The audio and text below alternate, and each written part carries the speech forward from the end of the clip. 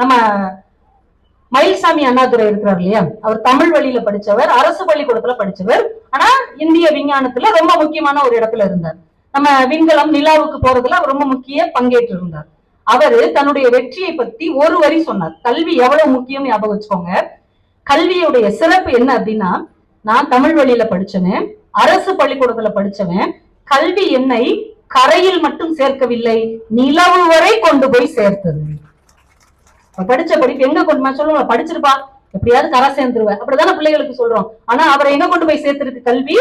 நிலா வரைக்கும் கொண்டு போய் சேர்த்திருக்கிறது என்றால் கல்வி எவ்வளவு முக்கியமானது என்பதை அடுத்த தலைமுறைக்கு நம்ம சொல்லி கொடுக்க வேண்டும். ஆங்கில வழியில படிக்கிறது தான் வெற்றி நிறைய பேர் நினைச்சிட்டு இருக்காங்க. இல்ல இல்ல, இந்த மண்ணில் சாதித்த எல்லா பெரியவர்களும் தமிழ் வழியில் கற்றவர்கள் தான், அரசு பள்ளிக்கூடத்தில் படித்தவர்கள் தான். அப்துல் கலாம் ஐயால இருந்து எல்லாருமே இந்த தமிழ் வழி கல்வியை கற்றுத்தான் இவ்வளவு பெரிய உயரத்துக்கு வந்திருக்கிறார்கள் என்பதை அவங்களுக்கு நம்ம கற்றுத்தரணும். ஒரு அழகான அழகியல் தத்துவத்தை இந்த நிலாவை வைத்து தாகூர் அவர் வாழ்க்கையில நடந்த ஒரு நிகழ்வு. நம்ம அந்த அற்புதமான விஷயம் எப்படி நம்மள ஜெயிக்க விடாம தடுக்குது அறிவுறுத்தத்துல பார்த்தோம்ல, அது மாதிரி தாகூர் வாழ்க்கையில ஒண்ணு நடக்குது. ஒரு நல்ல பௌர்ணமி இரவு, நதிக்கரை, ஒரு படகு வீடு. எவ்வளவு கவிஞர்கள் எப்படி வாழ்ந்திருக்காங்க பாருங்க. நம்ம பாரதிக்கு இதெல்லாம் கொடுத்தே வைக்கல, காணி நிலம் வேண்டும் பராசத்தின் வேண்டிட்டே செத்து போயிட்டான். ஆனா தாகூருக்கு இதெல்லாம் அமைஞ்சிருக்கு. நல்ல ஒரு நதிக்கரை, முழு நிலவு நாள், படகு வீட்டுக்குள்ள உட்காந்து ஒரு மெழுகுவர்த்தியை பொருத்தி வச்சு ஒரு தத்துவ விஞ்ஞான புஸ்தகம் ஒண்ணு படிச்சுட்டு இருக்கிறார். ரொம்ப சிக்கலான அந்த புத்தகம். அதை வாசிச்சுட்டே இருக்கிறாரு.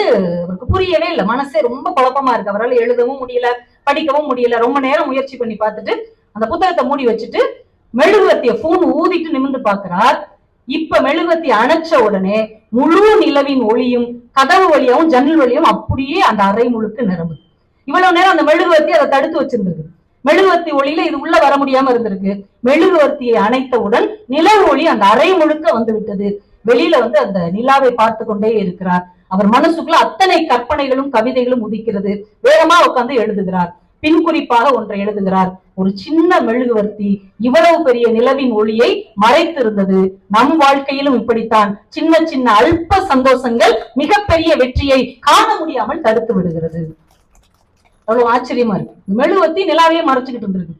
அப்ப அதை அணைச்ச உடனே அந்த நிலா தன்னை போல உள்ள வந்திருக்குன்னா, நாம இது மாதிரி சின்ன சின்ன தேவையில்லாத விஷயங்களில் நம்ம நேரத்தை, நம்முடைய மனதை, நம்முடைய எண்ணத்தை செலுத்தி கொண்டிருந்தால் மிகப்பெரிய வெற்றிகளை நம்மால் அடைய முடியாது. மொபைலை குனிந்து பார்த்து கொண்டே இருந்தால் நிலாவை எப்படி நிமிர்ந்து பார்க்க முடியும்? இப்ப நிலாவை நிமிர்ந்து பார்க்க வேண்டும் என்றால் மொபைல்ல இருந்து நம்ம முதல் தலை நிமிரணும். நம்ம தலை நிமிர வைப்பதற்கு அந்த நிலா ஒரு துணையாக இருக்கும் என்று இந்த நாளில் நாம நம்ப வேண்டும்.